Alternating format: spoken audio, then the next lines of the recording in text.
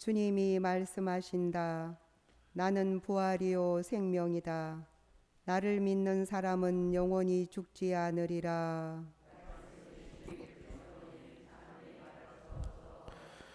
주님께서 여러분과 함께 또한 사제의 영과 함께 요한이 전한 거룩한 복음입니다. 주님 영광 받으소서. 그때에 예수님께서는 유다인들에게 내 아버지께서 여태 일하고 계시니 나도 일하는 것이다 하고 말씀하셨다. 이 때문에 유다인들은 더욱 예수님을 죽이려고 하였다. 그분께서 안식일을 어기실 뿐 아니라 하느님을 당신 아버지라고 하시면서 당신 자신을 하느님과 대등하게 만드셨기 때문이다. 예수님께서 그들에게 말씀하셨다. 내가 진실로 진실로 너희에게 말한다. 아버지께서 하시는 것을 보지 않고서 아들이 스스로 할 수 있는 것은 하나도 없다. 그분께서 하시는 것을 아들이 그대로 할 따름이다. 아버지께서는 아들을 사랑하시어 당신께서 하시는 모든 것을 아들에게 보여주신다. 그리고 앞으로 그보다 더 큰 일들을 아들에게 보여주시어 너희를 놀라게 하실 것이다. 아버지께서 죽은 이들을 일으켜 다시 살리시는 것처럼 아들도 자기가 원하는 이들을 다시 살린다.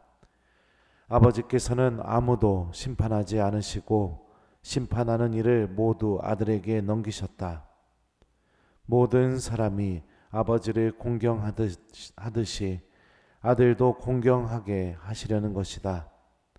아들을 공경하지 않는 자는 아들을 보내신 아버지도 공경하지 않는다.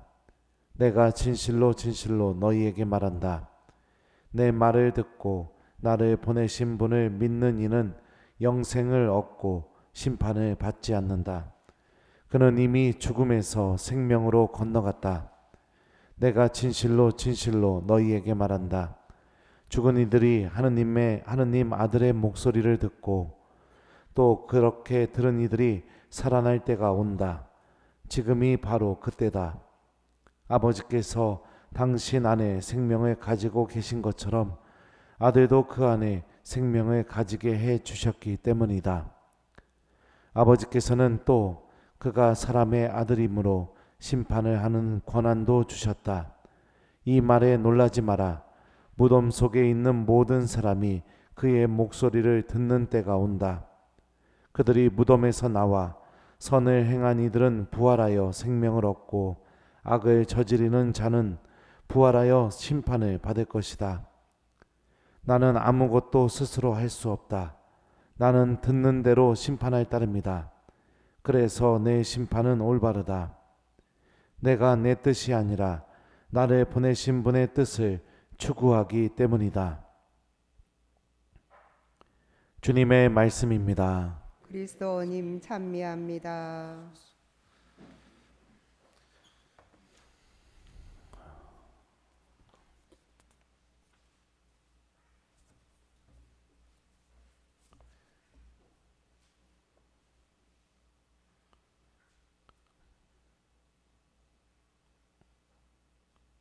찾았습니다. 오소서 성령님. 내 말을 듣고 나를 보내신 분을 믿는 이는 영생을 얻고 심판을 받지 않는다. 안녕하세요. 안녕하세요. 오늘 복음 말씀 조금 어렵죠, 이해하기. 요한복음이 조금 이렇게 어려운 부분도 좀 있습니다. 오늘 복음에서 핵심적인 내용은 뭐냐면 예수님이 하느님 아버지와의 관계를 밝히시는 겁니다. 자, 한번 보죠.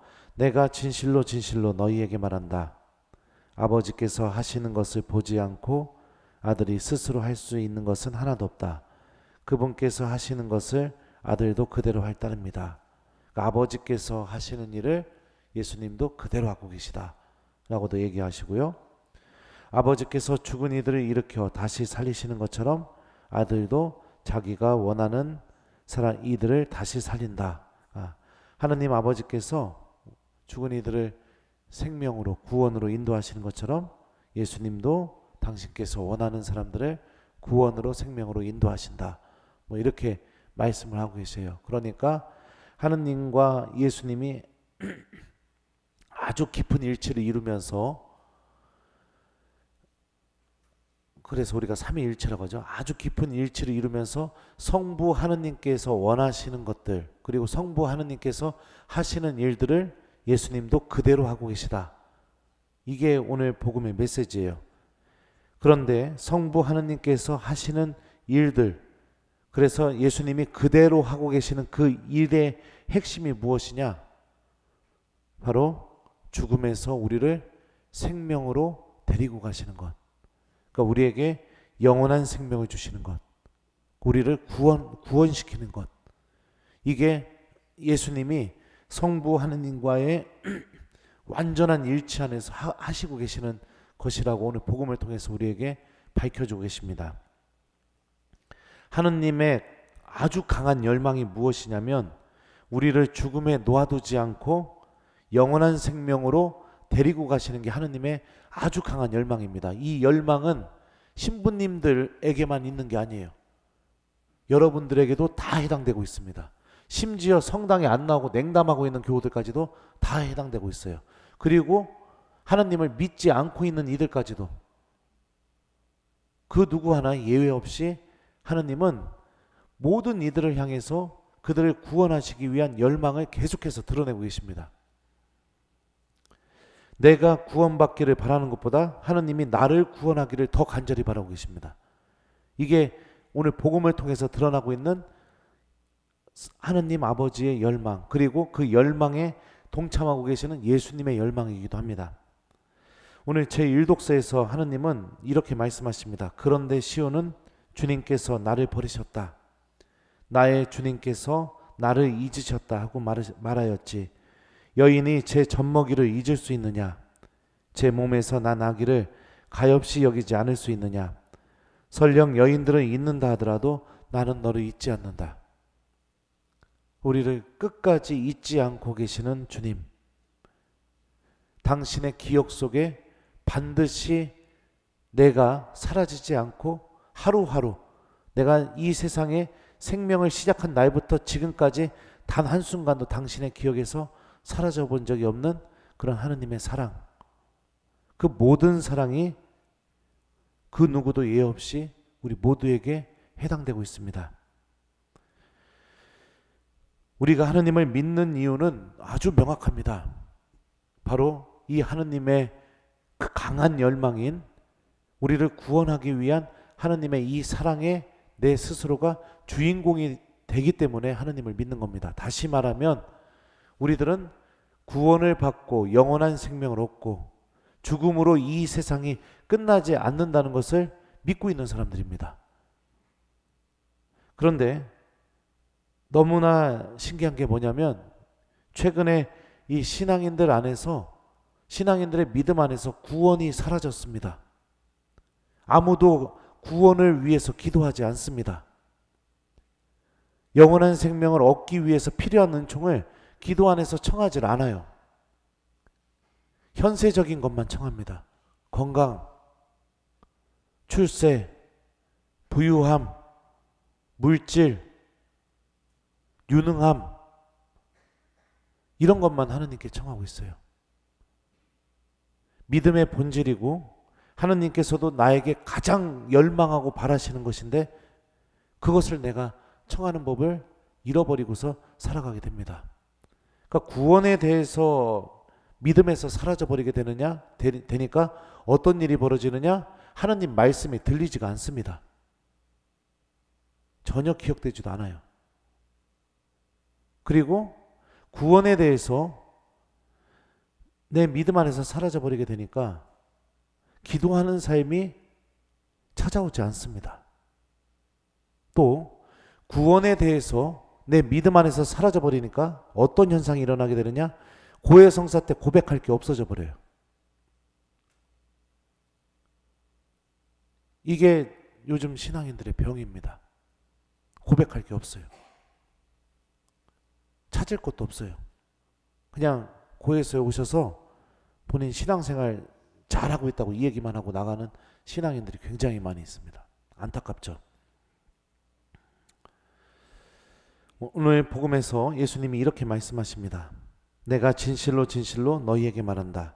내 말을 듣고 나를 보내신 분을 믿는 이는 영생을 얻고 심판을 받지 않는다. 이 말을 여러분들 유심히 들여다보십시오. 내 말을 믿고 내 말을 듣고, 들음이 먼저 전제되죠. 나를 보내신 분을 믿는 이는, 그러니까 예수님 말씀을 들어서 하느님 아버지를 믿게 되는 사람은 영생을 얻고 영원한 생명을 얻고 심판을 받지 않는다 라고 예수님이 우리에게 말씀하고 계시죠. 하느님을 믿는다는 것은 내가 하느님의 말씀을 듣는 사람이 되었다는 것을 의미합니다. 다른 거 아닙니다. 하느님의 말씀을 듣는 사람. 왜 들어요? 여러분들 어떤 말이 중요하게 들릴까요? 1번 돈 준다는 말, 2번 하느님 말씀.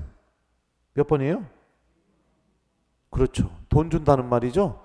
하느님 말씀보다. 솔직하시니까 좋네요. 나에게 중요하게 들리는 말씀은 나에게 이득이 된다는 고 느껴지는 것들이 나에게 중요하게 들리게 됩니다. 나에게 이득이 되니까 그 들린 말은 절대 잊어버리지 않습니다. 그리고 나에게 이득이 되니까 그 들린 말은 내가 믿게 돼요. 그래서 그 들은 대로 행동하게 됩니다. 믿음 안에서 구원이 사라져버렸기 때문에 하느님 말씀이 들리지가 않는 거예요. 죽음 이후에 내 삶에 대해서 진지하게 고민하는 신앙인이 전혀 없습니다. 아무도 없어요. 구원을 믿고 있다면 지금 내 가족들, 자녀들 냉담하고 있는 거 1번 아무 문제가 안 된다. 이거 2번 이거는 정말로 심각한 문제다. 몇 번이에요? 예? 구원을 정말로 믿고 있다면 아무 문제가 아니에요? 예. 정말로 심각한 문제죠. 엄청나게 심각한 문제죠. 구원을 믿고 있다면 내가 고해소에서 고백할 죄가 없다 이렇게 느껴지는 게 1번 아무 문제가 되지 않는다. 2번 엄청나게 심각한 문제다. 몇 번이에요? 네. 그러니까 구원이 사라져버린 겁니다. 믿음 안에서. 주님의 말씀을 다시 듣는 삶이 필요합니다. 말씀을 듣기 시작하게 될 때 그 말씀은 하느님 아버지께서 나를 얼마나 구원하기를 바라시는지 그 간절한 열망을 우리들에게 체험시켜주고 느끼게 해줍니다. 그래서 내가 하느님 말씀을 통해서 하느님을 믿는 사람이 되게 됩니다. 그런 믿음을 소유한 이들을 예수님께서는 절대로 죽음 속에 놔두지 않고 영원한 생명과 또 심판을 받지 않는 삶으로 인도하시겠다고 오늘 우리에게 약속해 주셨습니다. 사랑하는 우리 교우 여러분들, 사순식입니다. 무엇인가 고행을 해야만 하고 무엇인가 절제를 해야만 하고 그렇게 우리들은 은연중에 이 시기를 느낍니다. 하지만 사순시기는 내 구원에 대해서 진지하게 고민하고 성찰하고 내가 구원받는데 정말로 필요한 것이 무엇인지를 하나님의 도움과 함께 찾아나가는 시기가 사순식인 겁니다. 오늘 하루만큼은 여러분들의 구원에 대해서 진지하게 생각해보고 묵상해보는 하루를 보내봤으면 좋겠습니다. 주님의 말씀이 내 마음 안에 들릴 수 있도록, 그 말씀을 통해 내가 믿음을 가질 수 있도록, 그래서 내가 영원한 생명을 얻는 그 주인공이 될 수 있도록 하느님께서 단 한순간도 나를 잊어본 적이 없다고 오늘 말씀하고 계시죠. 나를 살리기 위해서. 그런 하느님의 마음을 기억하며 내 자신의 구원에 대해서 한번 진지하게 고민하고 묵상해 봤으면 좋겠어요.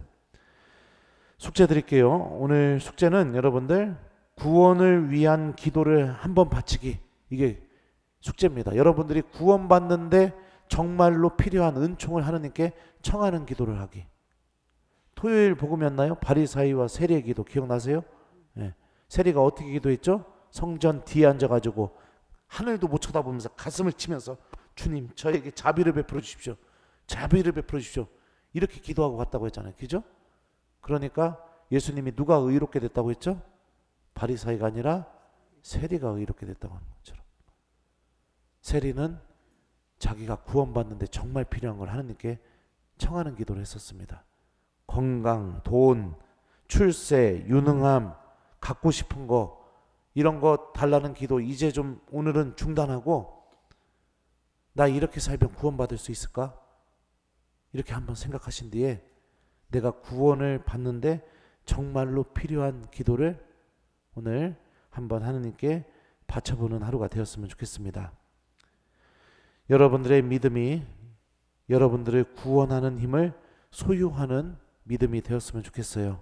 예수님이 병자들, 죄인들에게 그런 말씀하셨죠? 내 믿음이 너를 구원하였다. 나를 구원할 수 있는 힘을 소유하는 믿음은 하나님의 말씀을 듣는 믿음입니다.